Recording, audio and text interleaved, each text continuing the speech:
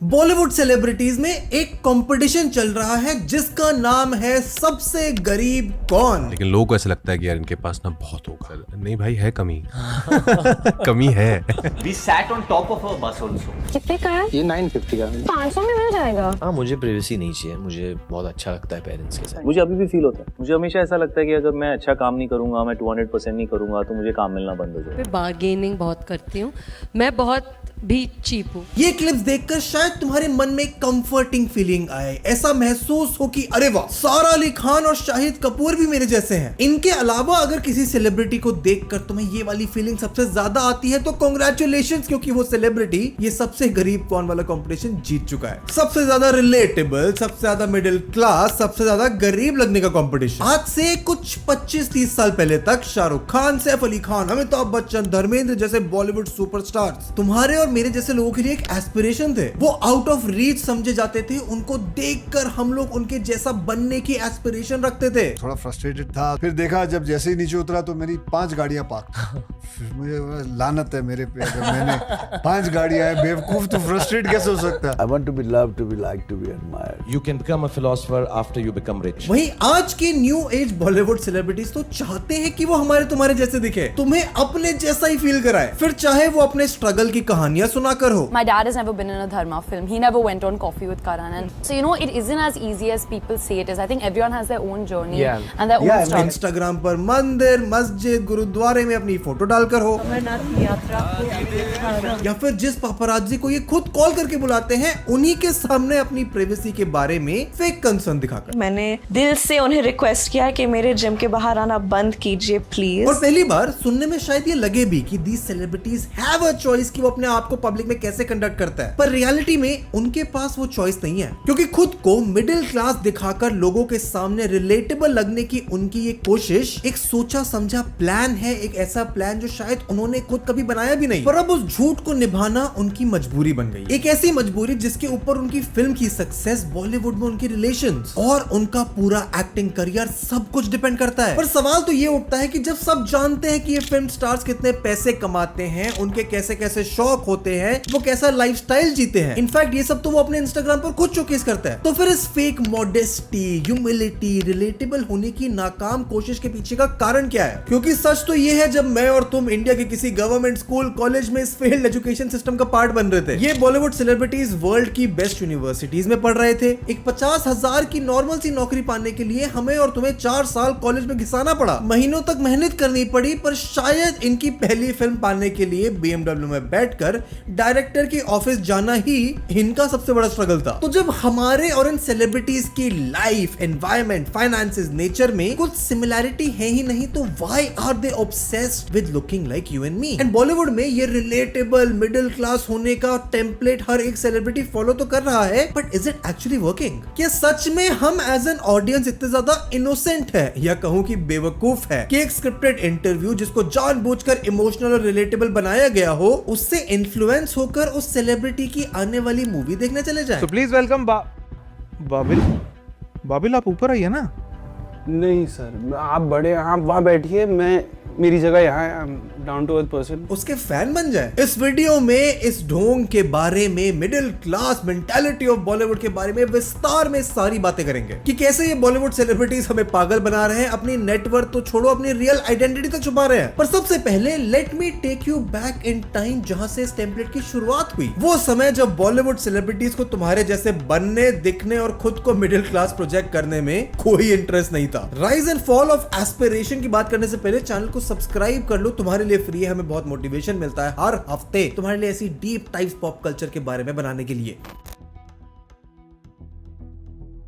And कहानी 1960s से शुरू होती है, जब बॉलीवुड को मिलता है अपना पहला superstar in the form of Rajesh Khanna. Rajesh Khanna को देखने तक के लिए लोग घंटों ट्रैवल करके आते थे। वो जब जैसे कि रास्ते पे शूटिंग करते थे तो अगर यूं घूमते थे तो सारी लड़कियां इस तरफ, इफ यू टर्न अराउंड सारी लड़कियां इस तरफ। I have never seen a visual like that in my entire life. इससे पहले भी बॉलीवुड एक्टर्स के फैन तो थे, पर इस लेवल का क्रेज, स्टारडम और फैन फॉलोइंग बॉलीवुड ने आज तक नहीं देखा। मन्नत के बाहर लोग खड़े होते हैं, जो सलमान भाई के बाहर खड़े होते हैं संडे को, जो घर के बाहर जो दर्शन होते हैं, वो कंबाइन अगर आप कर दो तो उससे डबल पब्लिक, स्पेशली लड़कियां राजेश खन्ना साहब के बाहर काटो रोड पे खड़ी रहती। पर सबसे इंटरेस्टिंग था अपने मेगा स्टारडम की तरफ राजेश खन्ना का एटीट्यूड, जिसमें हम्बल, मॉडेस्ट और रिलेटेबिलिटी जैसा कुछ भी नहीं था। In fact everything about him was grandiose, larger than life. Rajesh Khanna को अपने स्टारडम को एम्ब्रेस करने में, इंपोर्टेड कार्स में घूमने में, खुद को लिटरली बॉलीवुड का मसीहा, इंडियन फिल्म इंडस्ट्री का भगवान दिखाने में कोई दिक्कत नहीं थी। जब कोई आपको पूछता है,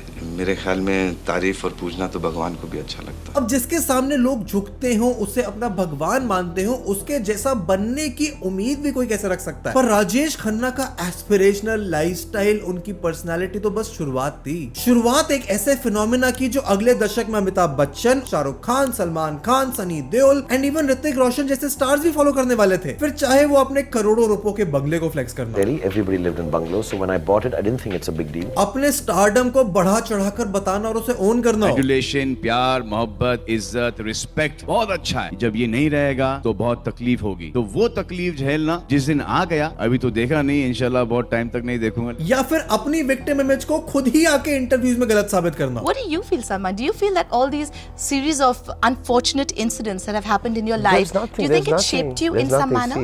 Nothing. There's nothing unfortunate. I mean, I've been hearing this a lot of late that, you know, poor guy, look at the stuff that he's gone through.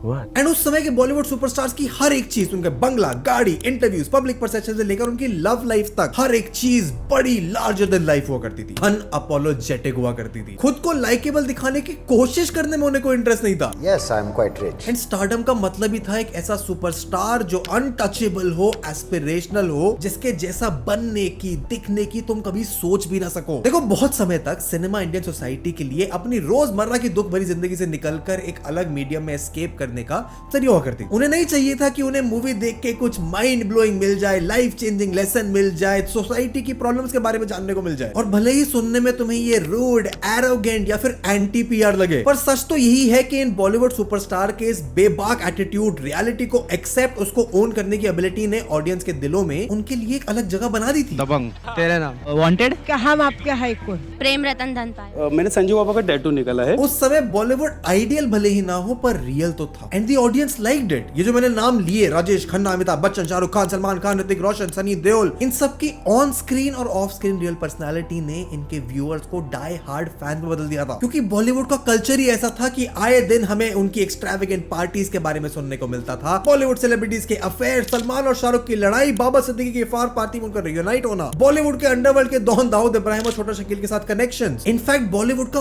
पूरा कॉन्सेप्ट एक एवरेज इंडियन इंसान के लिए फॉरेन था, जिसके बारे में तुम जानते हो पर उसमें घुस नहीं सकते, उसके बारे में गॉसिप करना ही फैंस को उस दुनिया से कनेक्ट करता था, पर रिलेट नहीं कर सकता। एंड माइंड यू, मैं बात यहाँ बॉलीवुड मूवीज की नहीं, बॉलीवुड सेलिब्रिटीज की कर रहा हूँ। पर साल 2010 के बाद कुछ बदल गया। सिर्फ मूवीज की टाइप, उनके बॉक्स ऑफिस कलेक्शन में नहीं, there was a shift in how we see Bollywood superstar. 2012 में रिलीज होती है करण जौहर की multi starrer highly anticipated movie Student of the Year, जिस फिल्म को बहुत से लोग बॉलीवुड के मेन स्ट्रीम कल्चर में नेपोटिज्म का ओरिजिन भी मानते हैं। Alia Bhatt, Varun Dhawan, Sidharth Malhotra starrer Student of the Year. Box office पर तो फ्लॉप शायद नहीं हुई, पर ऑडियंस को फिल्म उस ultra glamorous, unrelatable college lifestyle की वजह से कुछ खास पसंद नहीं आई। इंडियन ऑडियंस को वो बात समझ नहीं आई, इसीलिए उस पर जोक्स बने, फिल्म का मजाक उड़ाया गया। एंड शायद इसी मूवी के साथ बॉलीवुड को रियलाइज हुआ कि इंडिया की ऑडियंस को अब वो एक्स्ट्रा दूर से देखने वाले एस्पिरेशन बेचना शायद उतना आसान नहीं रहा जितना पहले हुआ करता था। क्योंकि कोइंसिडेंटली ये वही टाइम भी था जब सोशल मीडिया इमर्ज हो रहा था, मेरे तुम्हारे जैसे लोग इन्फ्लुएंसर्स बन रहे थे। अब भले ही उस समय एक इन्फ्लुएंसर को किसी बॉलीवुड सेलिब्रिटी से दूर दूर तक कंपेयर नहीं किया जा सकता, पर लोगों के एंटरटेनमेंट के मामले में दोनों का रीच काफी सिमिलर था। एंड धीरे धीरे हमारे तुम्हारे बीच से निकला हुआ एक सोशल मीडिया सेलिब्रिटी टीवी और बड़े पर्दे पर आने वाले लोगों के जितना ही पावर और इन्फ्लुएंस रखने लगा था। पर बॉलीवुड के डायरेक्टर्स, एक्टर्स, प्रोड्यूसर्स, सबको ये तो समझ आ गया था कि एक कल्चरल चेंज हो रहा है, उसे ऑब्जर्व करना है, समझना है और उसके खिलाफ स्ट्रेटेजी बनानी है। और इस कल्चरल शिफ्ट की आर्क पूरी तब हुई जब बॉलीवुड बॉलीवुड में मिडिल क्लास, छोटे शहर और हम्बल बैकग्राउंड से आने वाले लोगों की कहानियां सिर्फ पर्दे पर नहीं, उस बड़े पर्दे के बाहर भी लोगों को इन्फ्लुएंस करने लगी। जैसे 2011 में रिलीज होती है तन्नू वेड्स मन्नू, 2013 में रिलीज होती है क्वीन और नौटंकी साला, 2015 में हवाई ज़्यादा, दम लगा के हईशा, 2016 में MS Dhoni the untold story. ये फिल्में सिर्फ बॉक्स ऑफिस पर कमाल नहीं मचाती, बल्कि इंडियन फिल्म इंडस्ट्री में एक ऐसा बेंचमार्क कि एक सेलिब्रिटी कैसा होना चाहिए, उस कल्चरल शिफ्ट को डिफाइन करती हैं, जो आने वाले कुछ समय में हाईली प्रिविलेज्ड बॉलीवुड की नेपोटिज्म से भरी हुई फैमिलीज, उनके बच्चे और उनकी PR एजेंसीज की रातों की नींद उड़ाने वाला था। क्योंकि बॉलीवुड में शायद पहली बार over the top, larger than life, aspirational film और सेलिब्रिटी से ज्यादा कंगना रनौत, आयुष्मान खुराना, सुशांत सिंह राजपूत, भूमि पेडनेकर जैसे एक्टर्स की रियल लाइफ कहानियां, एक मिडिल क्लास बैकग्राउंड से आने के बावजूद सेलिब्रिटी स्टेटस अचीव करने के बाद एरोगेंट और रूड ना होना लोगों को रिलेटेबल लगने लगा। ये सब टेक्निकली तो उसी सेलिब्रिटी कल्चर का पार्ट थे, बट अलग थे उस दशकों से चले आ रहे बॉलीवुड के सेलिब्रिटी कल्चर से। ये सेलिब्रिटीज बॉलीवुड के पुराने स्टार से ज्यादा हम्बल थे, उनसे ज्यादा रीचेबल थे, उनसे ज्यादा लाइकेबल थे। उनमें शायद एक स्टार वाली बात तो थी, पर उससे ज्यादा थी नॉर्मल लोगों से रिलेटेबिलिटी, जो इंडियन ऑडियंस ने अब तक बॉलीवुड सेलिब्रिटीज से ज्यादा एक्सपेक्ट करी नहीं थी। And this was a breath of fresh air for the audience. लोग कंगना रनौत को आलिया भट्ट से कंपेयर करने लगे, आयुष्मान खुराना को वरुण धवन से, और अब जब एस्पिरेशन को बेचने वाले बॉलीवुड ने कल्चरल शिफ्ट को देखा तो उसने वही किया जो एक desperate attention seeking, attention validation का भूखा इंसान करता। उन्होंने करना शुरू किया उस रिलेटेबिलिटी फॉर्मूला को कॉपी। पर कॉपी करने में ना एक प्रॉब्लम हमेशा रहती है कि तुम कभी भी ओरिजिनल नहीं बन सकते। और बॉलीवुड के प्रिविलेज्ड हाईली एस्पिरेशनल स्टार्स ने अपनी पूरी की पूरी पब्लिक इमेज कैसे बदल दी, कैसे नेपोटिज्म और PR एजेंसीज ने इस रिलेटेबिलिटी फॉर्मूला को इस हद तक एक्सप्लॉइट किया कि वो काम करना बंद कर गया। And why Sushant Singh Rajput was the last original superstar that Bollywood had. ये सब इस बॉलीवुड रिलेटेबिलिटी के स्कैम को अच्छे से समझने के लिए हम डिस्कस करेंगे, पर सबसे पहले ये जानना जरूरी है कि ये रिलेटेबिलिटी का आखिर फॉर्मूला क्या है, इन सेलिब्रिटीज ने उसे यूज कैसे किया। 2010 तक एक बॉलीवुड स्टार की इमेज जो सालों से चली आ रही थी, अगले 5 सालों में 2015 तक पूरी तरह बदल गई। क्योंकि कंगना रनौत, आयुष्मान खुराना, सुशांत सिंह राजपूत जैसे एक्टर्स की फिल्में ही नहीं, लोग उनकी स्टोरी, उनके बैकग्राउंड, उनकी ओवरऑल पर्सनालिटी में भी इंटरेस्टेड थे। And for the first time ever, क्योंकि बॉलीवुड से आने वाले एक्टर्स अपने आप को भगवान की तरह नहीं दिखा रहे थे, पर शायद इसलिए क्योंकि लोगों को उन एक्टर्स में अपनी एक झलक दिखाई थी। अब तुम ही बताओ ना, झारखंड में रहने वाला एक लड़का सुशांत सिंह राजपूत से ज्यादा रिलेट कर पाएगा या फिर वरुण धवन से? और अब तक एक क्लियर डिस्टिंक्शन बॉलीवुड के सेलिब्रिटीज में तुम्हें दिख भी रहा था। एक तरफ ग्लैमरस वही एस्पिरेशनल सेलिब्रिटीज और दूसरी तरफ real non glamorous relatable celebrities. And अगर हमें दिख रहा था तो बॉलीवुड को भी दिख रहा था, इसीलिए उन्होंने इन लाइंस को ब्लर करना शुरू किया, जिसकी शुरुआत हुई आलिया भट्ट और वरुण धवन की रीब्रांडिंग से। स्टूडेंट ऑफ द ईयर के बाद आलिया भट्ट की 2014 में आई तीनों फिल्में हाईवे, 2 स्टेट्स और हम्प्टी शर्मा की दुल्हनिया, जो टियर 2 टियर 3 के शहरों के ऐसे इश्यूज को कवर करती थी जो मास ऑडियंस को फेमिलियर लगे। एंड आलिया भट्ट की इमेज रीब्रांडिंग काम कर रही थी, एंड ऐसा वरुण धवन के लिए कहना भी सही होगा। एंड ये तो बस 2 मेन स्ट्रीम लोग एग्जांपल है, पर 2015 तक एक बॉलीवुड सेलिब्रिटी की डेफिनेशन, उसकी पर्सनालिटी, उसका ऑरा, उसकी प्रेजेंस कैसी होना चाहिए, ये सब बदल चुका था। और वो इसलिए क्योंकि वो स्टार जो लोगों को डिस्टेंट लगते थे, they were no more unattainable, no more perfect. वो सेलिब्रिटी तो अब भी थे, पर a more softer, more approachable, a more middle class version of the celebrity बन गए थे। एंड जब इस पूरे सीन में सोशल मीडिया इन्फ्लुएंसर्स और बढ़ने लगे, तो इन सेलिब्रिटीज का कंपटीशन सिर्फ अपने साथ वाले टियर 2 टियर 3 या फिर रिलेटेबल सेलिब्रिटीज नहीं थे, बल्कि छोटे शहरों से निकले, अपने रूट से जुड़े सोशल मीडिया इन्फ्लुएंसर्स भी बन गए थे, who were both funny and relatable। अब अगर वो ऑडियंस जो आपको देखा करती थी सडनली एक नए इंसान से सोशल मीडिया पर ज्यादा रिलेट करे, उनको ज्यादा सपोर्ट करे, तो नेचुरली आप थोड़े से जेलस हो गए। और रिलेट करे भी क्यों ना, क्योंकि एक नॉर्मल इंसान की डेली लाइफ की struggles, physical, social, financial problem से जो जूझ रहा है, ये सारी प्रॉब्लम्स तो एक सेलिब्रिटी की लाइफ में शायद थी नहीं। उनकी लाइफ में तो सब परफेक्ट था। हाँ, मुझे पता है ये बात शायद सच ना हो, उनके जीवन में उनके खुद की दिक्कत है, पर बॉलीवुड सेलिब्रिटीज की खुद की बनाई गई पब्लिक पर्सोना की वजह से ऑडियंस के मन में ये फीलिंग आए, ये तो बिल्कुल वैलिड पॉइंट है। ये सेलिब्रिटीज से इन्फ्लुएंसर्स का शिफ्ट सिर्फ और सिर्फ एक कंफर्टिंग फैक्टर के कारण हो, वो कंफर्ट जो ऑडियंस को अपने जैसे बैकग्राउंड से निकले हुए इन्फ्लुएंसर्स को देखने में ज्यादा प्राप्त होता है। और फिर ये भी बात है कि सोशल मीडिया इन्फ्लुएंसर्स ने फैन फॉलोइंग बनाने का एक नया कोड बॉलीवुड से पहले क्रैक कर लिया था, जो था अपनी ऑडियंस के साथ सिर्फ एक ट्रांजैक्शनल रिलेशनशिप नहीं कि मैं तुम्हारे टीवी पर आऊंगा तो मेरी मूवी देखने आओ, बल्कि एक डीपर इमोशनल कनेक्शन बनाना। उनको समझ आ गया था कि एक 100% परफेक्ट इंसान किसी को पसंद नहीं होता। People do actually like flaws. उन्हें फेमिलियर लगता है जब किसी और इंसान की स्ट्रगल से उनका मिलना जुलना हो। एक दो और थे,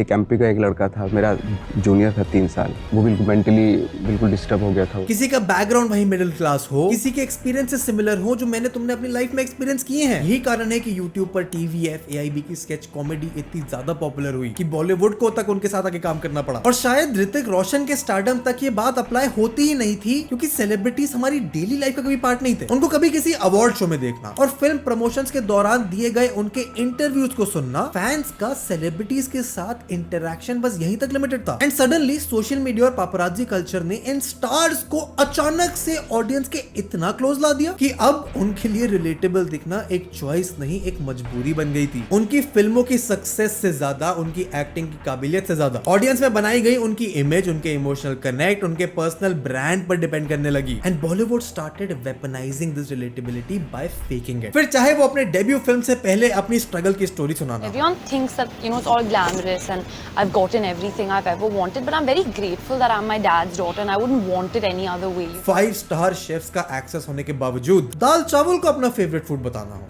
क्या पसंद है खाने में? सबसे फेवरेट चीज सिंपल दाल चावल, घर का दाल चावल। तुम्हारी और मेरी तरह छोटी छोटी चीजों के लिए बार्गेन करना हो, खुद को स्पिरिचुअल दिखाना हो, या फिर पॉलिटिकली करेक्ट होने के लिए, कंट्रोवर्सीज से बचने के लिए, खुद की इनोसेंट रिलेटेबल इमेज बनाए रखने के लिए, सालों से बनाए गए अपने फैन बेस को हर्ट ना करने के लिए, पहलगाम अटैक्स जैसे इंसिडेंट्स पर भी एक भी कमेंट ना करना हो। तुम कह सकते हो कि मॉडर्न डे बॉलीवुड सेलिब्रिटीज ने मास्टर कर लिया है the art of being relatable, accessible and more human, and I am not criticising them for doing this. शायद सच में सारा अली खान इतनी स्पिरिचुअल हो, जानवी कपूर का फेवरेट फूड सच में दाल चावल, पर आज ये कल्चरल प्रेजेंटेशन का शिफ्ट सिर्फ उनके इंटरव्यूज में नहीं, उनकी पर्सनालिटी, उनके एक्शंस में भी दिखता है। क्योंकि अपनी अपकमिंग फिल्म्स की प्रमोशंस के लिए बॉलीवुड अब पहले की तरह ग्रैंड प्रीमियर ऑर्गेनाइज नहीं करता है, बल्कि राज शमानी, रणबीर इलाहाबादी और थगेश के शोज में जाता है। अपनी प्राइवेसी, सिक्योरिटी को मेंटेन करने वाली, मीडिया और ऑडियंस में अपनी मिस्टीरियस पर्सनालिटी मेंटेन करने वाले सेलिब्रिटीज आज यूट्यूब पर अपना चैनल बनाकर डे इन माय लाइफ के व्लॉग्स अपलोड करते हैं। हर वीकेंड इंस्टा लाइव पर आकर अपनी ऑडियंस से 1-on-1 बात करते हैं। सोचो अगर शाहरुख खान तक को एक नई ऑडियंस से कनेक्ट बनाने के लिए भुवन बाम और AIB के साथ स्क्रीन शेयर करनी पड़ी, तो इसका सीधा साधा मतलब ये है कि बॉलीवुड सेलिब्रिटीज का फ्लेक्सिंग और लार्जर देन लाइफ पर्सोना आज वल्नरेबिलिटी में बदल गया है, जहां वो अपनी स्ट्रगल्स, फ्लॉज, इम्परफेक्शंस बताते ही नहीं थकते। And this is all a part of a well thought out strategy, एक रिलेटेबल पर्सनल ब्रांड बनाने के लिए, और सबसे जरूरी रेलेवेंट रहने के लिए। पर रिलेटेबल लगने की इस प्रूवन फॉर्मूला में एक प्रॉब्लम ये कि ये पूरा फॉर्मूला ही फोर्स्ड और मैन्युफैक्चर्ड है। एंड अनफॉर्चुनेटली किसी भी इंसान के लिए, चाहे वो कितना भी अच्छा एक्टर हो, अपनी रियलिटी, अपनी असली पर्सनालिटी को ज्यादा समय तक फेक करना लगभग नामुमकिन है। काम चाहिए एज एन एक्टर। पहली चीज तो ये थी कि मुझे पता ही नहीं था कहाँ मिलता है ये काम, ऑडिशंस होते कहाँ। एंड इसीलिए इस मैन्युफैक्चर्ड रिलेटेबिलिटी की एक कॉस्ट है, जहां शायद ये बॉलीवुड स्टार्स, उनकी PR टीम्स ध्यान नहीं दे रही, क्योंकि शॉर्ट टर्म में भले ही वो अपने इस अटेम्प्ट में सक्सेसफुल रहे, खुद को ऑडियंस जैसा दिखाने में सक्सेसफुल हो जाए, पर शायद इसके लॉन्ग टर्म कॉन्सिक्वेंसेस इतने बड़े और खतरनाक हैं कि it can cost them their entire stardom. अब रिलेटेबिलिटी फॉर्मूले की सक्सेस पर तो कोई डाउट नहीं है, वो लोगों को स्टार से इमोशनली कनेक्ट रखने का काम बखूबी करता है। जैसे एक छोटे शहर का मिडिल क्लास का लड़का जो बॉलीवुड में आकर बड़ी चीजें करना चाहता है, ये सुनकर तुम्हारे मन में आयुष्मान खुराना, राजकुमार राव या सुशांत सिंह राजपूत का नाम ही आएगा, क्योंकि उनका पूरा पब्लिक परसेप्शन ही वो है, जो कि उनके बैकग्राउंड, उनकी रियलिटी से परफेक्टली मैच करता है। ऑडियंस में ऐसे एक्टर्स के लिए प्यार, एडमिरेशन, इंस्पिरेशन देखकर ही बॉलीवुड में मिडिल क्लास दिखने का टेम्पलेट चलना शुरू हुआ था, जिसमें कुछ लोग सक्सेसफुली ये पुल ऑफ कर पा रहे थे और कुछ नहीं। पर जून 2020 में सब कुछ बदल जाए। The Bollywood star Sushant Singh Rajput has died in Mumbai. He was found hanging in his residence today. Bollywood के सेलिब्रिटीज का एंड कलेक्टिवली एक बहुत कोल्ड रिएक्शन निकलता है। एंड पैंडेमिक के कारण लगातार सोशल मीडिया पर फनी, ज्यादा फेमिलियर, ज्यादा रिलेटेबल इन्फ्लुएंसर्स का बढ़ना इंडियन ऑडियंस में बॉलीवुड को परसीव करने का तरीका पिछले 10 सालों में तीसरी बार बदल देता है। ये वही पीरियड था जब बॉलीवुड की हिपोक्रेसी शायद एक्सपोज होना शुरू हो गई थी। शक्कर नहीं, शक्कर बंद हो गई थी। तो आप भी फैंटा पियो और स्नैकिंग करो। And all of those Yeah, drinks, just so- make sure there's not much sugar in it.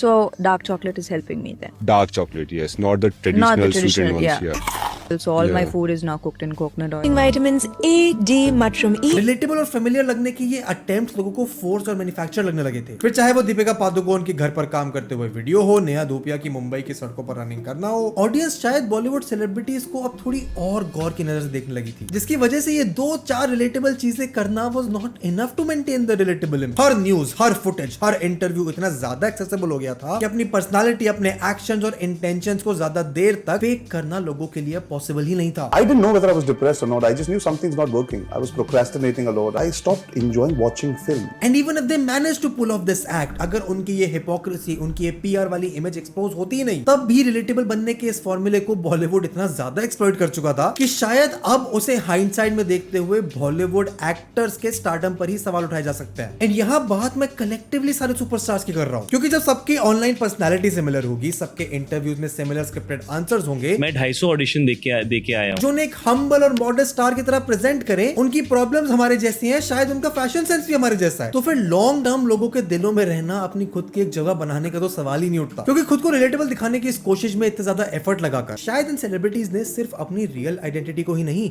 बल्कि बॉलीवुड में स्टारडम के कॉन्सेप्ट को ही खतरे में डाल दिया। क्योंकि अगर तुम कंपेयर करो, साउथ में भी आज रजनीकांत और दानुश जैसे एक्टर, उन इंडस्ट्रीज के स्टार्स के पीछे आज भी उनके फैंस पूरी तरह पागल हैं। वो आज भी वही हैं जो हमेशा से थे। हाँ, उनके पास नेपोटिज्म की अपनी अलग प्रॉब्लम्स हैं, और चेंज हुआ है तो वो है बॉलीवुड, जिसने इस रिलेटेबिलिटी फॉर्मूले की सक्सेस को देखा और बिना कुछ सोचे समझे ऑलमोस्ट हर स्टार उस टेम्पलेट को कॉपी करने उतर आया। अपनी इस मैन्युफैक्चर्ड रिलेटेबिलिटी से वो अपनी खुद की क्रेडिबिलिटी को डैमेज कर ही रहे हैं, पर शायद उन पोटेंशियल एक्टर्स के लिए भी नुकसान कर रहे हैं जो इसका सच में फायदा उठा पाते, क्योंकि या तो ऑडियंस अब इतनी स्मार्ट हो गई है या इस फॉर्मूले से इतना बोर हो गई है कि उनकी इस रिलेटेबिलिटी वाली पीआर टैक्टिक को आराम से स्पॉट कर दे। यंगस्टर्स में एक जो चल रहा है वो है ये, मैं उसके बहुत अगेंस्ट हूँ, वो है वो प्रोटीन शेक्स। जितने किलो के आप हैं, बॉडी को चाहिए उतने ग्राम प्रोटीन हर रोज, इसलिए प्रोटीन प्लस, जिसमें है दूध और सोया। एंड व्हाइल ऑडियंस का इतना अवेयर होना, उनके स्टारडम को एस्पायर ना करना, इनफैक्ट उनकी हिपोक्रेसी को कॉल आउट करना is actually excellent, very good for us as audience, but for Bollywood stars नहीं, क्योंकि वो कॉन्सेप्ट ऑफ स्टारडम को ही शायद पोटेंशियली बॉलीवुड से खत्म कर दे। क्योंकि शायद शाहरुख खान सही थे when he said I am the last of the star. I'm the last of the stars. क्योंकि अगर आज ऑडियंस के दिल में लंबे समय तक जगह बनानी है, तो ये फेक सैचुरेटेड टेम्पलेट्स को छोड़कर अपनी रियल आइडेंटिटी, अपनी पर्सनालिटी, अपने ओपिनियंस बिना डरे स्टार्स को दिखाने पड़ेंगे। एंड ऐसा नहीं है, इसके एग्जांपल नहीं है, पीपल लाइक अनुष्का शेट्टी, दिलीप ताहिल, आज वो कर रहे हैं, वो उस ऑडियंस के साथ ऑथेंटिकली कनेक्ट कर रहे हैं। रणबीर कपूर तो आज भी सुपरस्टार बिहेवियर दिखाते हैं कि तुम्हारे बियर बाइसेप्स राज शमानी के पॉडकास्ट पे ना जाकर मोदी जी की तरह सीधे निखिल कामत के पॉडकास्ट पर जाते हैं। एंड आगे आने वाले कुछ समय में तुम शायद बॉलीवुड के सुपरस्टार्स को अपने एक हाथ पे गिन पाओ, क्योंकि न्यू एज बॉलीवुड सेलिब्रिटीज अगर अपनी इन रिलेटेबिलिटी वाली पीआर ब्लंडर्स की गलतियों से नहीं सीखे, तो उनका ये मिडिल क्लास दिखने वाला स्कैम उन्हीं पर भारी पड़ जाएगा। And that's it for the video. Thank you so much watching it. तुम यहाँ तक आ गए हो, तुम्हें पॉप कल्चर पर ऐसी वीडियोस पसंद है तो ये चेकआउट करो। यूट्यूब एल्गोरिथम कहता है तुम्हें ये इतनी पसंद आएगी। यहाँ पर ऐसी वीडियोस की और एक पूरी प्लेलिस्ट है, इन्हें चेकआउट करो, चैनल को सब्सक्राइब करो, वीडियो को लाइक करो, अपने कमेंट्स मुझे नीचे बताओ, and I will see you in the next one. Good bye.